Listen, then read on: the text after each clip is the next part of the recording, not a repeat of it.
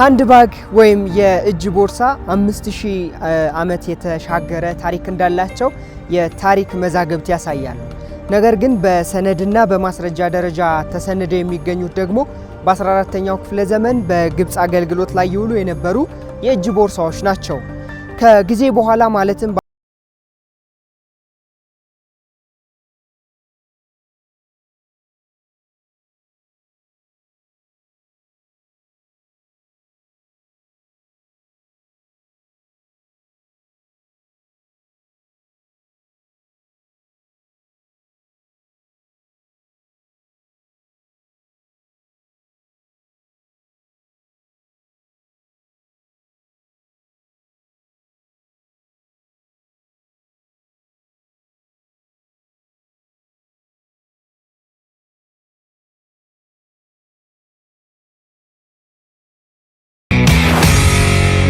የእጅ ቦርሳ ልክ እንደ ቀሪዎቹ የዓለም ሀገራት በኢትዮጵያም ተመሳሳይ አገልግሎት እየሰጠ ይገኛል። በአንድ በኩል ለውበት፣ በሌላ በኩል ደግሞ ቀለል ያለ እቃ የሚያዝበት ሲሆን ሴቶችም ወንዶችም በተመሳሳይ ይጠቀሙበታል። የዛሬ ብርቱ እንግዳችን ደግሞ እነዚህን ውብ የሆኑ የእጅ ቦርሳዎችን እየሰራ የሚገኝ ነው። ከዚህ በፊት የዛሬ ብርቱ እንግዳችን ተቀጥሮ ይሰራ የነበረና አሁን ደግሞ የራሱን ድርጅት በመክፈት ቀጥሮ እያሰራ ያለ ነው።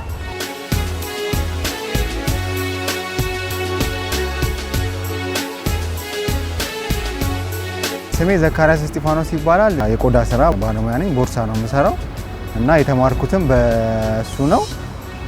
ሊዲ ኢንስቲትዩት 3 ዓመት ዲፕሎማ አለኝ።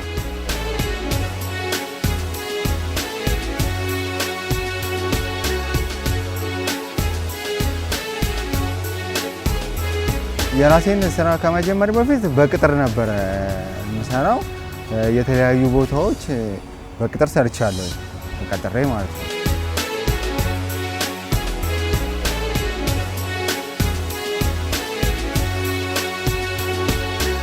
የቅጥር ስራ በነበረ ጊዜ ከአንዱ ቦታ ወደ አንዱ ቦታ የመቀያየር ነገር ይኖራል። በአንዳንድ ነገር ባለመስማማት ያ ነገር ነው እንጂ ይሄ ነው የምለው እንቅፋት ነገር የለብኝም። በጥሩ ሁኔታ ነበር ስሰራ የነበረው። ከአሰሪዎቼም ጋር ጥሩ ግንኙነት ነበረኝ ተቀጥሬ በምሰራ ሰዓት ማለት ነው።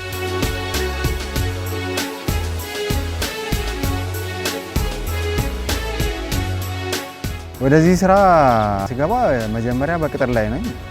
በቅጥር ላይ በነበርኩኝ ጊዜ እዛው ተቀጥሬ የነበረበት ድርጅት እያለሁ አንድ ማሽን ገዛሁኝና ራሴ መስራት ጀመርኩኝ። በቤተሰብ ቤት አንድ ክፍል ቤት ተሰጠኝና እዛ እየሰራሁኝ የተወሰነ ቆየሁ። በኋላ አንድ ልጅ የሚሰራ ሰው አመጣሁኝ። ከሱ ጋርም እያለሁ ትንሽ ቻሌንጅ የነበረው ምንድነው፣ እኔ ተቀጥሬ እየሰራሁ ነው። ኦልሬዲ የራሴንም ነገር ስጀምር አልወጣሁም፣ ከቅጥር ላይ ነበርኩኝና ወይ በጠዋት ተነስቼ ይሆናል ኦርደር የማደርገው። እሱ የሚሰራውን ነገር አዘጋጅቼ እጠብቀዋለሁ። ከጠበቅኩት በኋላ ደግሞ ወደ ስራ መግባት አለ። ስራ ስትገባ ወይ የማርፈን ነገር ምናምን ነገር እነኚህ ቻሌንጆች ናቸው እና ከእንደገና ደግሞ እዛው ስራ ቦታ ውዬ ማታ ስወጣ ደግሞ ለሚቀጥለው ስራ እቃ ማቅረብ ይኖርብኛል። ዲዛይኖች የማደርገው ደግሞ እኔ ነኝ። ልጁ በስፌት ነውና በማዘጋጀት በስፌት ነው እንጂ በዲዛይን ነገር አያግዘኝም። እና ከገባሁኝ በኋላ ማታ ራሱ ቤት እሰራ ነበረ እና ማለትም የዛ ጊዜ በጣም ቻሌንጅ ነበር እና ከእንደገና ደግሞ ፕሮዳክሽኖቹን ማከፋፈል አለ፣ ማርኬት መፈለግ አለ እና እኔ ቻሌንጅ የምለው ይሄ ነገር ነው። አሁን ለምሳሌ ዝም ብዬ ቅጥሩን ብድግ ብዬ ተነስቼ በወጣና ብጀምረው ስራው እኔ እንደምፈልገው ላይሆን ይችላል።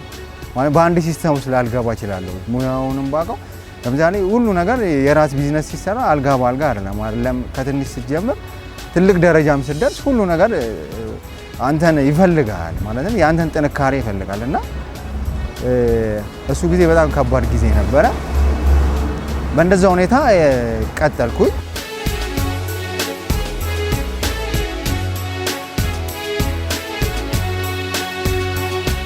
ከዛም በኋላ ተቀጥሬ የምሰራውን የነበረውን ስራ አቆምኩኝ። ካቆምኩኝ በኋላ ሌላ ሰው ጨመርኩኝ። ከጨመርኩ በኋላ ፍሪ ሆንኩኝ። ማርኬት ማፈላለጉ እቃ ለመግዛቱ ምናምን ሰዓት አይጠበቅብኝም ማለት ሙሉ ጊዜ ነበረኝ። ከዛም በኋላ ማርኬት መፈለግ ነበረ። ፕሮዳክሽኖቹን ኳሊቲ በደንብ መቆጣጠር ቻልኩኝ። ማለትም ጊዜ ስለሰጠሁት ምርቱ በጥራት እንዲወጣ ማድረግ እግር በእግር ከልጆቹ እየተከታተልኩ ማሰራት ጀመርኩኝ። የተወሰነ እንደሰራሁኝ ደግሞ ወደ በቃ ቤትም አልተመቸኝም ለመስራት እና ወርክሾፕ ወደ ቦሌ ሚካኤል አካባቢ ተከራየሁኝ። እዛ ተከራይቼ ከገባሁም በኋላ ቤት ክራይም የ3 ወር ነው የሚጠየቀው ምናምን ቻሌንጅን ነበረ። ስራውንም ስጀምረው በብድር ወይንም ሰፖርት በሚያደርገኝ ሰው ሳይሆን በጥረት ነው ስራው የተጀመረው ማለት ነው።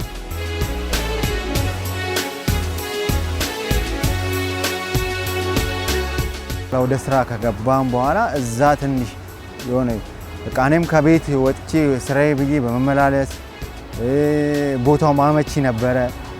ከዛም በኋላ እንደዛ እያልን ስራውን እያሰፋ ነው። እዛ ራሱ ወደ እየቀጠልን 2 ሰው የነበረውን 3 ሰው 4 ሰው 5 ሰው እዛ ራሱ እስከ 6 ሰው 7 ሰው ራሱ መጥቶ የሰራበት ጊዜ ነበር እና ኦን ታይም ስራ ሲኖረን ራሱ አዳረን ሰራ ነበር እና የተሻለ ጊዜ ነበር የዛኔ ማለት ነው። እና የመንግስት ሼድ ባገኝ ራሴን ህጋዊ ባደርግ ፍቃዶች ባወጣ ከዛም በኋላ ባዛሮች መሳተፍ ብችል እንደዚህ አይነት ነገሮች ማለትም አሁን ለምሳሌ የራስ ፍቃድ ሲኖር ባዛር የመሳተፍ አድቫንቴጅ አለ።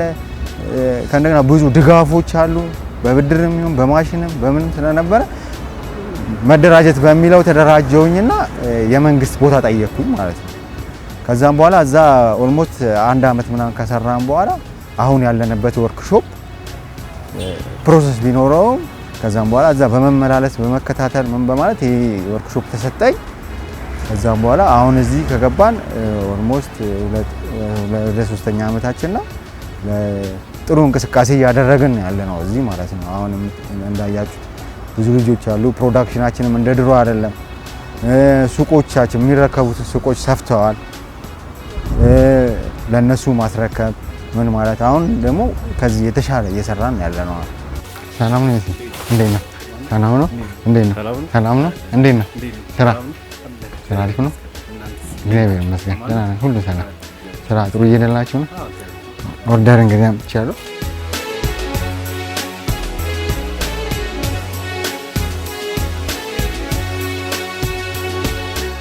ብዛታቸውን ቁጥራቸውና በሳይዝ እንለያቸው።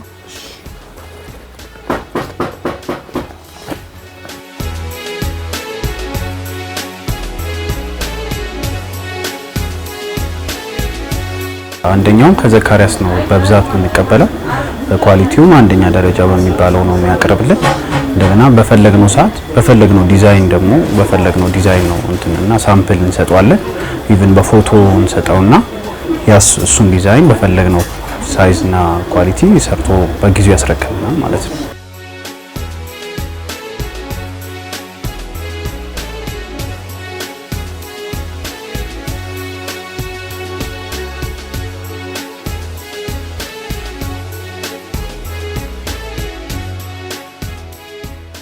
ብዙ ምርቶቻችንን ይወዱታል በእርግጥና ምክንያቱም ዋናው ተጠቃሚው አርጎ ተጠቅሞት ስለሆነ ሪፕላይ የሚያደርገው እና አርጎ ቴንኪው ምናምን ብሎ ነው ብዙ ጊዜ ከተጠቀመበት በኋላ እና አይቶም ለነገሩ በረንብ እንትን ይላል ኳሊቲውን ስለሚያውቁት ብዙዎቹ እና ኢቭን ማያውቁትም ቢሆን ይወስዱትና ከተጠቀሙበት በኋላ ረክተው ነው በቃ በጣም አሪፍ ነው። ምናልባት ራሱንም ደግሞ ሊወስዱ ይችላሉ። ደግሞም ለየት ባለ ዲዛይን አንዳንዴም ይወስዳሉና በጣም ጥሩ ነው። በምንፈልገው ጊዜና ሰዓት ነው የሚያቀርብልን። እንደገና ደግሞ ጊዜውን ጠብቆ በሰዓቱ ማድረሱን በጣም ደስ የሚለው ጉዳይ እሱ ነው። በጊዜውና በሰዓቱ ነው የሚያቀርብልን።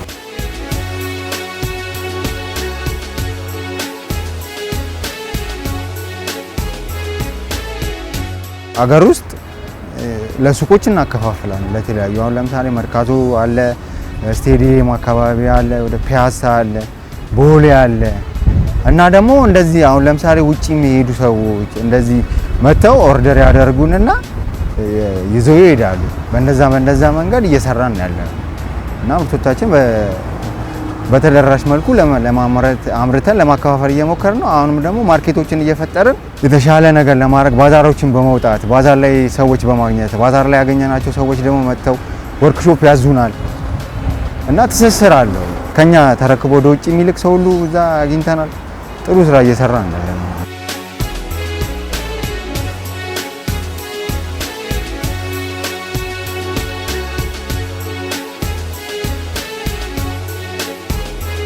ኤክስፒሪየንስ እያደረክ ነው የምትመጣው። ለምሳሌ ከትላንትና ዛሬ የተሻለ ነገር ይኖራል። ምን ጊዜ ሙያው እስካለ ሙያውም አብረህ ክሎቱም ያድጋል። ማርኬቱስ ምን ይፈልጋል የሚለውን ነገር እያዳበርኩኝ ነው የመጣሁት እና ከዛሬ 3 ዓመት በፊት ከነበረው በጣም ብዙ ልዩነት አለው። በፕሮዳክሽን ደረጃ ራሱ አሁን ድሮኛ በቀን 4 ቦርሳ 5 ቦርሳ ምናመርተው ኦልሞስት እስከ 30 ቦርሳ እስከ 25 ቦርሳ ምናመርትበት ጊዜ አለ። ፕሮዳክሽን ደግሞ በጣም ሲበዛ እስከ 40 ድረስ የምንደርስበት ሰው አለ። ሰው ጨምረን አዳርም እንሰራለን። ስለዚህ በጣም ልዩነት አለው አሁን ላይ ማለት ነው እና በካፒታልም ደረጃ ማሽኖች ተጨምረዋል። ማቴሪያል ከድሮ በተሻለ ሁኔታ በመግዛት ስራው እንዳይቋረጥ ሰርኩሌቱን ጠብቆ እንዲጓዝ ጥረት እያደረግን ነው። አሁን በጣም አሪፍ ደረጃ ላይ ያለነው አሁን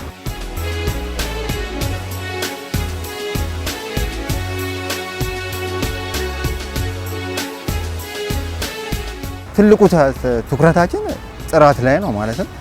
አሁን እኛ ሀገር አሁን ላይ በጣም በማንኛውም በጫማም ይሁን በቦርሳም ይሁን በጃኬት ጥሩ ሆኗል። አሁን በድሮ ሰው አይምሮ ውስጥ የነበረው ነገር ኦልሞስት ጠፍቷል ማለት ይቻላል። ማለትም በጫማ ደረጃም ብትሄድ በጣም ኳሊቲያቸውን የጠበቁ የውጭ ስታንዳርዶች ይሰራሉ። በቦርሳም ደረጃ እንደዛ፣ በጃኬትም ደረጃ እንደዛ። እኛም ደግሞ ትልቁ ትኩረታችን ጥራት ነው ማለት ፊኒሺንግ መጠበቅ። ጥራት ሰርተህለት ለሆነ ሱቅ አስገብተኸው ካልተሸጠለት እኮ ነገ አያዝህም። ነገ ካላዘዘ ደግሞ ኦልሞስት ስራ ይቆማል። ስለዚህ ጥራት ላይ ከፍተኛ ትኩረት አድርገን ነው ሁሉም ከቲሙ ጋር እየሰራን ያለ ነው ማለት ነው።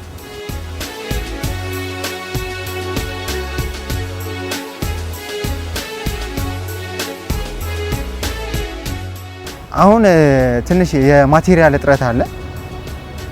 እሱ ነው ትንሽ ቻሌንጅ የሆነው እና ደግሞ የማቴሪያል ማለትም ጭማሪ ለምሳሌ አሁን እኛ ሊሚት አድርገን ነው የምንንቀሳቀሰው። በየቀኑ ምርቶቻችን ላይ ዋጋ መጨመር አንችልም እና ትንሽ ቻሌንጅ ሆኖብናል። ማቴሪያል ያለመኖር፣ የመወደድ እነዚህ ትንሽ ቻሌንጅ አድርገውናል። ግን የታገልን ነው ማለት ነው ይሰራል።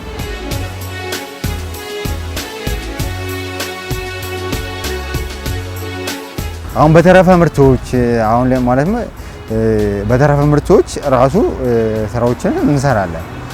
አንዳንዴ የጥረትም ሲኖር የገበያ መቀዛቀዝ ሲኖር በእንደዛ አይነት የተረፈ ምርቶችን ወደ ፕሮዳክት መቀየር በእንደዛ አይነት ነገሮችም እያደረግን እያሳለፍን ነው እና የተወሰኑ እቃም መግዛት ስቶክ መያዝ እንደዛ እያደረግን እየሰራን ነው እየተንቀሳቀስን ነው።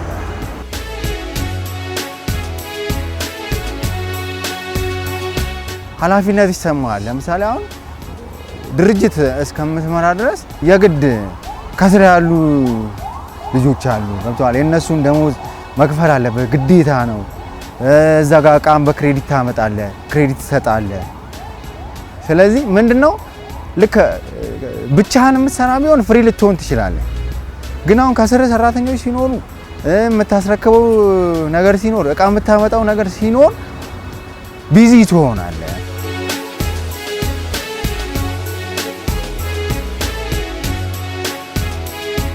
ስራው ራሱ ቢዚ ያደርጋል። ወደ አልባሌ ነገር እንድትሄድ አይገፋፋህም። ማለትም ስራውም ደግሞ ጊዜ ይፈልጋል። ለምሳሌ ጊዜ ይፈልጋል ስለ እኔ አሁን ራሴም ነኝ ሙያውም ስላለኝ ለምሳሌ የሚታገዘውን ነገር ሁሉም ቦታ ላይ አለሁ ነኝ። እንደዚህ ፍሪ ምለው ጊዜ የለኝም እና ያ ነገር ስራው ላይ ረጅም ጊዜ ማሳለፌ ለእንደዚህ አይነት ነገር ይሄን ነገሮች እንድሻገራቸው ያደረገኝ ይመስለኛል። እና ደግሞ ህልም ካለ ነገ የተሻለ ነገር ላይ ደርሳለሁ ብለህ የምታስብ ከሆነ እነዚህ ነገሮች ታርፋለህ ብዬ ነው የማስበው። ማንም ሰው ዝም ብሎ ከአንድ ተነስቶ ትልቅ ደረጃ የሚደርስ የለም። እኛ ከትንሽ ተነስተን ትልቅ ደረጃ መድረስ እንደምንችል ካወቅን ወጣቶች ደግሞ ይህንን ነገር ቀድሞ ማሰብ ቢችሉ በአንድ የተሻለ ነገር አገኛለሁ ሳይሆን ከትንሿ ጀምሮ በስቴፕ መለወጥ ይቻላል።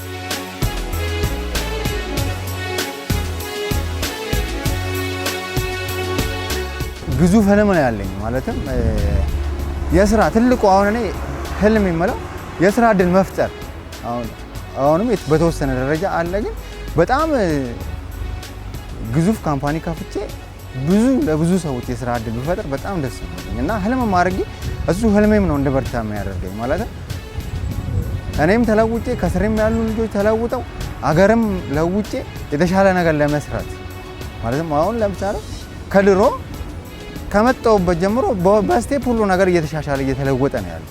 ግዙፍ ካምፓኒ ማቋቋምና በዛ ደግሞ ለብዙ ሰዎች የስራ እድል መፍጠር እኔም የተሻለ መሆን ከስሬ ላሉም የተሻሉ ነገር እንዲገጥ አገራችንም እንድታርግ በቆዳው ዘርፍ የተሻለ ነገር እንዲኖረን ሀሳብ አለኝና ይሄ ነው ትልቁ ህልሜ ማለት ነው። ብርታት ማለት ያው ውስጥ ያለ ነገ የምታስበው ነገር መድረስ የምትፈልግበት ቦታ አለ። ያ ነገር ደግሞ እንድትሮጥና ውስጥ እንዲነቃቃ ጥሩ ነገር በጥሩ ስሜት እንድትሰራ ያደርጋል። ምንም አይነት ስራ ብትሰራ ምንም አይነት ነገር ብታረግ ብትበረታም ለስኬት ነው። ስኬት ደግሞ ውጤት ነው። ውጤት ደግሞ መጨረሻ ላይ የምታየው ነገር ለምሳሌ ህልም ሲሳካ የምታየው ነገር ለምሳሌ እንደነገርኩት በጣም በሰፊው መስራት እፈልጋለሁ። አሁን ላይ ከበረታ ያንን በሰፊው መስራት የምትፈልገውን ስራ ላይ ስትደርስ የብርታት ሽልማት ነው ማለት ነው። ማለትም የምታስቀምጠው ታርጌት አለ። እዛ ላይ ለመድረስ ደግሞ ያውኑ ብርታት ሽልማት ይሆናል ማለት ነው። ነገ ላይ ለምታደርገው ለምታገኘው ነገር እሱ ይመስለኛል።